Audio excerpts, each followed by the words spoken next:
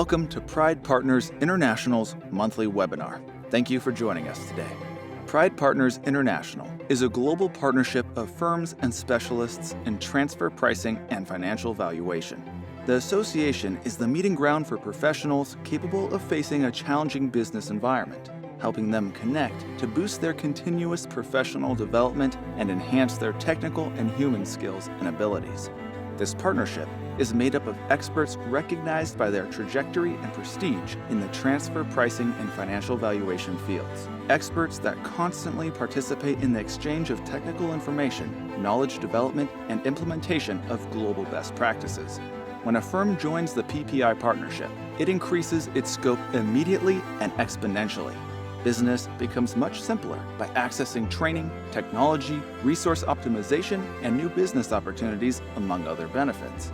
We invite you to learn more about Pride Partners International. Contact our agents and be part of the global elite of transfer pricing and financial valuation consulting. Our transmission will begin shortly. We invite you to participate actively by sending all your questions or comments through the live chat. Again, thank you for watching, and we hope you enjoy the event.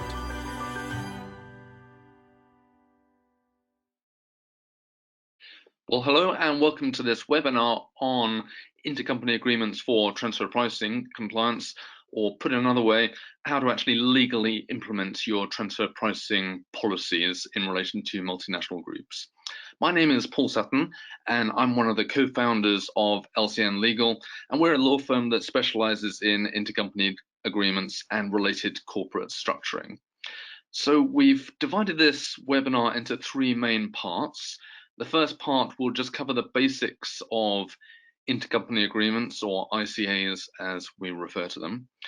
In part two, we'll go through how we help on this kind of project. In part three, we'll cover some of the most commonly raised, frequently asked questions, and then we'll wrap up and leave you with some information as to where you can obtain further information and free resources. So before we get stuck in, just a little bit about who we are at LCN Legal. As I mentioned, we're lawyers. In fact, our backgrounds are as corporate lawyers. So we're not tax advisors or transfer pricing advisors. Our skill set is about drafting agreements, advising on the legal implementation and the legal design of corporate structures. The green dots on this map here shows the headquarters of some of the clients that we act for. And the orange dots, so in UK and China, show where we happen to have office locations right now. As you can also see on this slide, we regularly speak and publish articles on this subject. And we've also published what is actually the only book on this subject, so a practical guide to intercompany agreements for transfer pricing. So why do we give training on this subject? Well, it's really because this is an area that classically falls between two stools. So on the one hand, it's the tax or finance function within a group which is most concerned, obviously, about transfer pricing compliance, but which probably lacks the legal skills to deal with agreements and drafting, because that's not their core skill set. On the other hand, even though most of the groups that we work with have in-house legal functions, and they are often well-resourced with very experienced people on them in their teams, those legal counsels often don't have day-to-day experience of the OECD's transfer pricing guidelines, or what TP methods actually mean in terms of the contractual allocation of risk.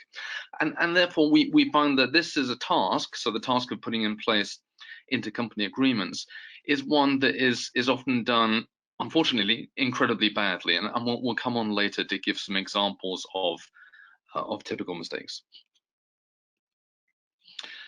So starting with part one of this webinar, this presentation, we'll just go through the basics of intercompany agreements. So what are they? What do the OECD's transfer pricing guidelines say about them?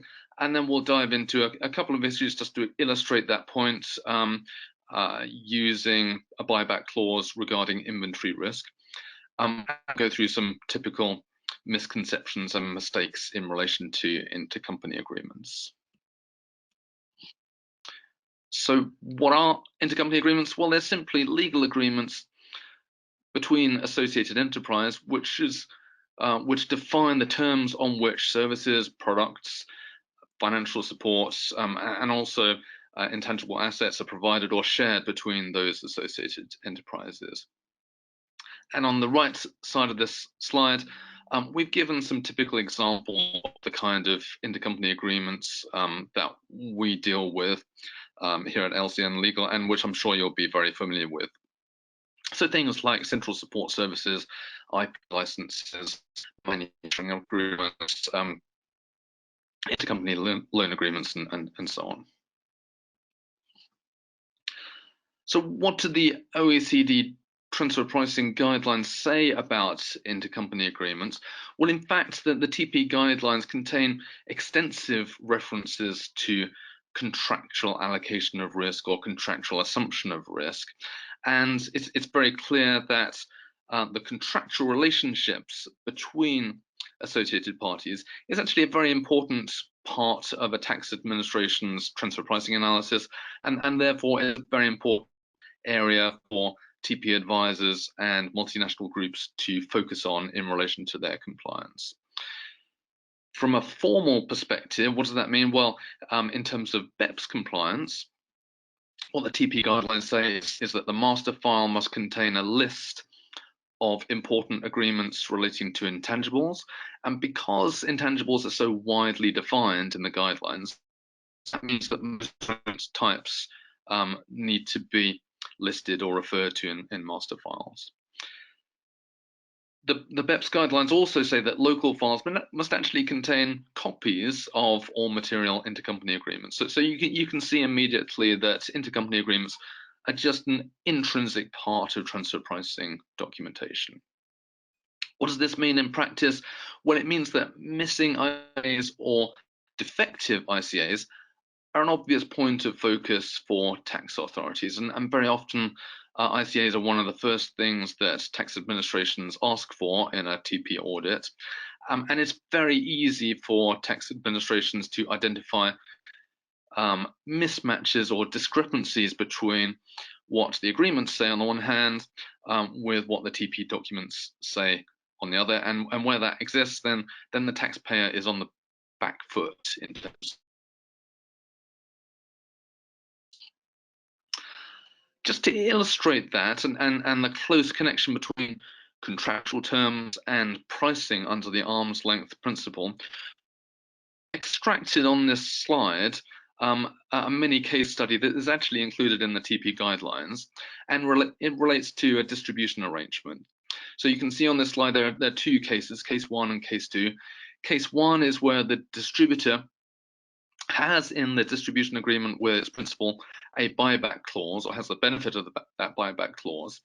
And the effect of that buyback clause is to move inventory risk, so the risk of not being able to sell stock, from the distributor, where it would ordinarily sit as a matter of law, back to the principal or the supplier. So that's case one, and case two is where there is no such buyback clause in the intercompany distribution agreement. And you can see, looking at the numbers highlighted in yellow at the bottom of this slide, the impact of having or not having this clause actually makes a significant difference, so a difference of 20% on the arm's length pricing. So this is just one example of where there's a direct link between contractual terms, contractual allocation of risk on the one hand, and pricing on the other. So I'd just like to move on and talk about the issue of timing, risk, and dating. I'd actually like to read out this quote from the TP guidelines on the slide here. And what it says is, the purported assumption of risk by associated enterprises when risk outcomes are certain, is by definition not an assumption of risk, since there is no longer any risk. So in many ways, this is just stating what is completely obvious. So just as you can't bet on a horse race after the winner has been announced because there's no risk, that there's no potential to gain anymore, equally, you can't allocate risk contractually after the event. And what this means is that where contractual allocation of risk is key to pricing, and it often is, you can't regard agreements as something to put in place after the event, so alongside the rest of the TP documents. It needs to be put in place in advance. So I'd like to move on and just talk through 5 of the most common misconceptions about ICAs that we come across anyway, and I'll run through these quite briefly. Number 1 misconception is that functional analysis is more important than ICAs. Well, clearly, functional analysis, in other words, who does what in the supply chain, is extremely important. But if the functional analysis is incorrect, in other words, if it doesn't reflect the actual operations, then and the same applies to agreements which are not followed by the group in practice. The reality is actually that functional analysis alone cannot delineate or define an intercompany transaction, because functional analysis doesn't actually explain anything about legal obligations and contractual assumption of risk. Just to give one example, if you have an entity which acts as a procurement hub for the group as a whole, that functional analysis could be consistent with 2 completely different interpretations. One interpretation could be the hub is actually buying and selling products or goods or services as principal, and therefore carrying risks with third-party counterparties. The other example, other potential interpretation, could be that the procurement hub merely provides services to other group entities which are buying and selling and acting as principal. And those 2 scenarios have completely different risk profiles associated with them. Misconception number 2. Pricing clauses in ICAs should be left vague, and we see this time and time. The price payable for products should be an arm's length price, full stop, or in accordance with the TP policies of the group. The problem with that is that under many jurisdictions, a vague clause like that means that actually there is no agreement at all, because the pricing clause lacks legal certainty, and if a key contractual term such as price is not actually agreed upon, then there is no contract at all. And if there's no contract, there can be no contractual allocation of risk. So the best practice in terms of pricing clauses is actually to specify, in accordance with the TP policies which are being put in place in advance, the actual prices, or the method by which the prices are determined, so cost plus X%, or such price as results in the distributor obtaining a particular margin, whatever it is. So that is best practice. Number 3, should be implemented after the year end when filing TP documentation. That's just wrong. As we've already covered, contractual allocation of risk just can't be backdated, and that means that ICAs need to be implemented in advance. Misconception number 4 is that ICAs are somehow artificial since they're between group entities. The reality is that intercompany agreements can make very different,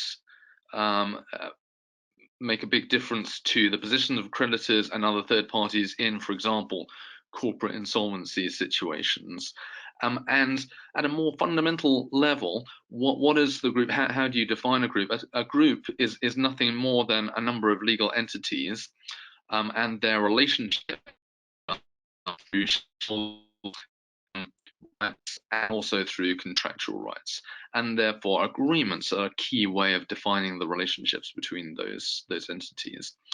And in fact, from a director, you are a director of a subsidiary entity within the group, and you're being asked to approve a set of transactions, you need to have a proper explanation as to what are the rights and obligations of your specific connected with that arrangement, and it's hard to do that unless there is a proposed contract for you to approve.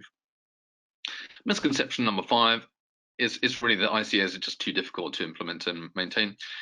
The reality is, yes, They do require a certain amount of focus, but there's plenty of help available, including practical tools, resources, and support. Typical ICA mistakes.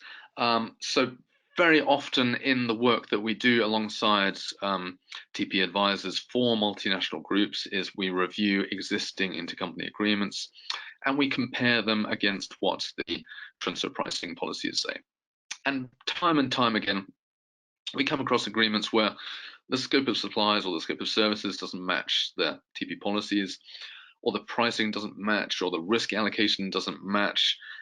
Inappropriate procedural provisions overlong. We often see 50, 60, 80-page agreements for an arrangement which is essentially very simple. And we often see agreements with the ownership of intellectual property between the two contracting parties actually flowing in the wrong direction. So those are just some examples of the kind of mistakes that we see. And that's why we produce what we call a traffic light report. We've shown a sample on the right-hand side here. And that's simply on the left-hand side of that table that you can see, we summarize the relevant provisions or the relevant statements in the transfer pricing documentation. So what is intended in relation to that relationship, that particular transaction type. And on the right-hand side, we summarize what the agreements actually say, and where there's a serious discrepancy, it's a red flag,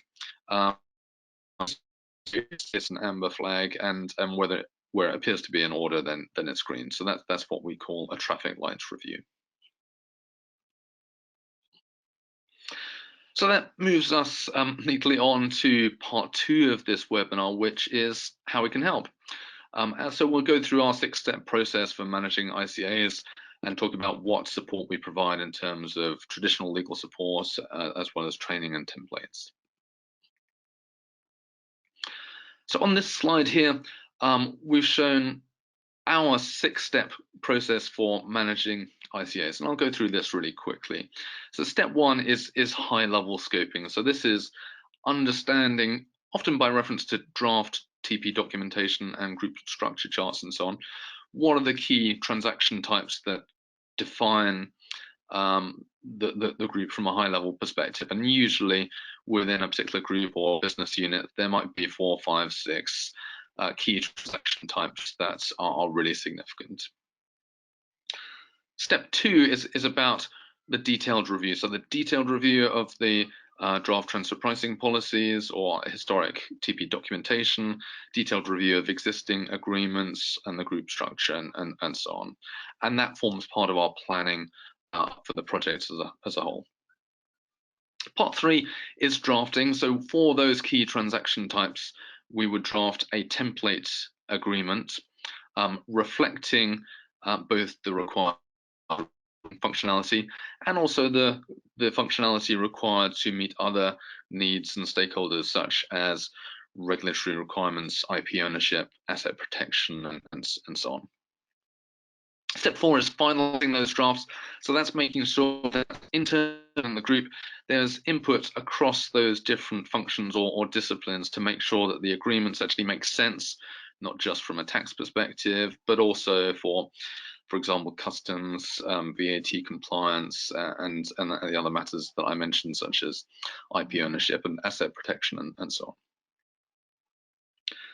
Step 5 is about implementation. So that's not simply creating individual agreements and getting them signed. It's also about preparing appropriate briefing notes for directors and managing that process of signature so that the signed copies are retained and stored in a centrally accessible archive, which is obviously extremely important. Step 6 is the ongoing process of monitoring. So that's periodical review, maybe every 6 months or 12 months, to capture any changes in the business model, in the transfer pricing policies, in the structure of the group, which mean that the intercompany agreements need to be updated. So in terms of the different types of support that we provide as a law firm, number 1, I've covered already, so the traffic light review. Number 2, design of templates, intercompany agreements, which are tailored for each transaction type of the group. Often we can do that on the basis of fixed fees. Number 3, we actually have a fast track intercompany agreements drafting service. And I'll come onto this in a little bit more detail. So this is using a document automation platform. 4 is full service design, implementation and maintenance of ICAs, including full project management support. 5 is corporate structuring projects. So very often, as I'm sure you know, new transfer pricing policies or restructuring of the actual operations and legal entities within the group. So this is something that we're with very frequently as well. And then item 6 here, we also offer a virtual legal director service. So for clients and organizations which want to have dedicated ongoing senior legal support and strategic legal advice,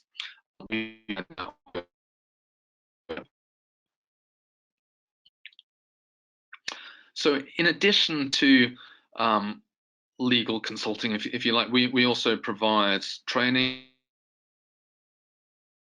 bespoke training sessions and workshops for clients, especially bringing together the tax function with a legal function to explain need to work together and to look at the challenges that they face. And we also provide a toolkit of templates intercompany agreements, which provide a starting point for the most common transaction types. So coming back to our fast track drafting service, as I mentioned, this is at heart of it, it's an online document automation platform which can be used to generate agreements for standard transaction types, as I listed on the slide here. And it's really designed to capture as efficiently as possible the information which in-house finance teams and also transfer pricing advisors will probably have at their fingertips anyway, and it enables them to produce draft intercompany agreements for the most common transaction types very quickly. And I'll go on to later how it works. So the agreement functionality that the system, the fast track system provides includes like single and multiple service recipients, bilateral and multilateral agreement formats, ownership of IP and work products, cost keys, allocation keys, and so on. So really how it works is 2 very simple steps. One is that the user completes a straightforward online questionnaire, which typically takes something between 5 and 10 minutes. The system then generates a template agreement and share with you. On this slide, on the left-hand side, so the parts with blue, that's an example screenshot from one page in the questionnaire of one of the agreement types. You can see that as far as possible, we've created the templates or the questions rather with checkbox responses or with numbers in terms of markup percentages, interest rates, and so on. In other words, they don't require legal skills to answer these questions.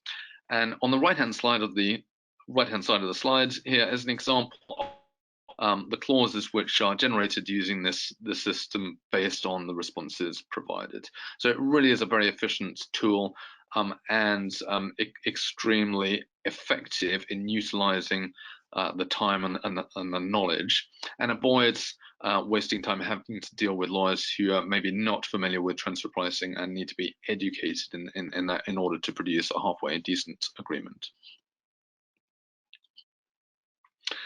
So moving on to the third and final section, which is about FAQs. Some of the more common questions that we get asked in this connection. I'm not going to have time to go through all of them, so I'm just going to choose 2 of them to talk about. The first being which law should apply. So if we take, just by way of example, and let's say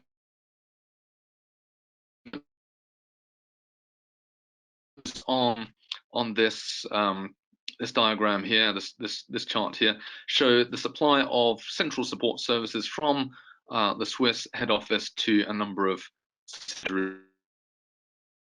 This is an extremely simplified chart because in real life, it's not at all uncommon for a group to have operating subsidiaries in 20, 40, 60 countries. And once you look at a picture like this, it becomes obvious that it would make no sense at all for those intercompany agreements reflecting the supply of services to each be governed by a different governing law depending on the location of the recipient, because that means that you would have, say, 40 different contracts, each governed by different applicable laws, and therefore with different nuances as to the meaning and interpretation of those contracts. What makes far more sense is obviously choosing a single applicable law to govern those contracts. So from our perspective, we generally use English law because that's our background, and we find that many clients, even if they've got no connection with the UK, are happy to use intercompany agreements governed by English law, simply because, number one, English law is non-prescriptive. There are very few restrictions on the type of clauses which can be included, and number two, under English law, pretty much what you see is what you get. In other words, by and large, the plain language interpretation of those clauses reflects the actual legal interpretation as well. Well, what about localization of agreements? How does that work? Well, by and large, when we're talking about localization, it's more transfer pricing or tax-related issues which come into play because of differences in local benchmarking, the nuances of different regions and countries in terms of the economic analysis there and appropriate returns, and also local regulatory requirements such as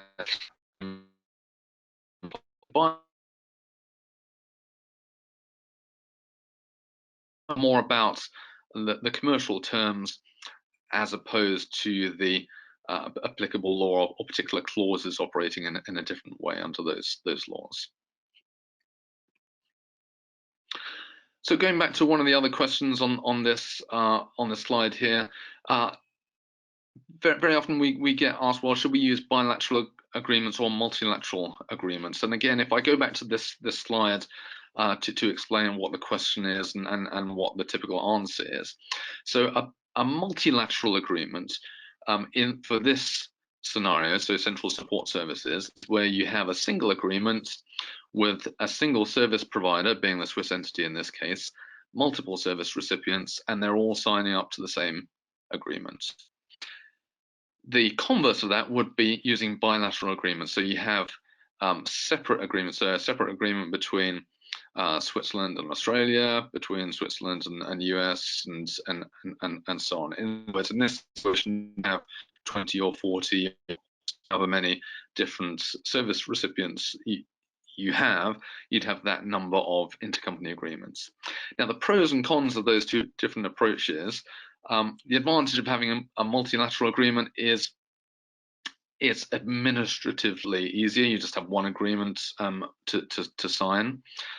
The disadvantage of that is that you have less flexibility in how you disclose the arrangements to local tax authorities. In other words, when you're providing the agreements, you're providing an agreement which covers.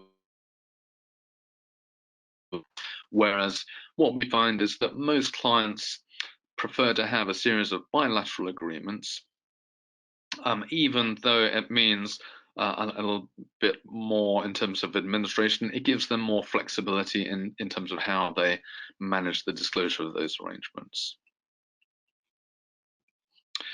So I'm going to wrap up this webinar and just leave you with some additional information and resources that you can look at if you want. First of all, we do publish a briefing on how to create effective intercompany agreements for transfer pricing compliance. If you'd like a copy, please just email us at info@lcnlegal.com and we'll be delighted to send you a free copy. There are a lot of other free resources on our website, so that's lcnlegal.com. If you want details of our Fast Track document automation platform, so Fast Track ICA drafting service, then you can find it on our website as well.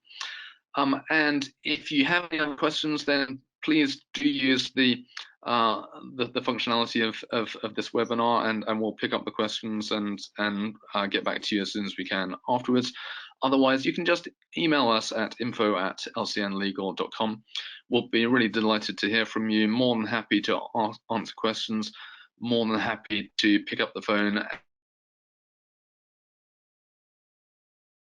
The project that you're looking at the moment, and we can share with you our views as to the best way of approaching that kind of project.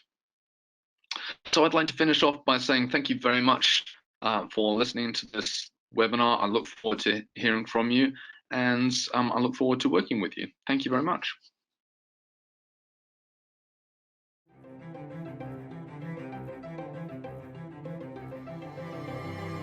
Pride Partners International is a global partnership of firms and specialists in transfer pricing and financial valuation. The association is the meeting ground for professionals capable of facing a challenging business environment, helping them connect to boost their continuous professional development and enhance their technical and human skills and abilities. This partnership is made up of experts recognized by their trajectory and prestige in the transfer pricing and financial valuation fields. Experts that constantly participate in the exchange of technical information, knowledge development, and implementation of global best practices. When a firm joins the PPI partnership, it increases its scope immediately and exponentially. Business becomes much simpler by accessing training, technology, resource optimization, and new business opportunities, among other benefits. We invite you to learn more about Pride Partners International. Contact our agents and be part of the global elite of transfer pricing and financial valuation consulting.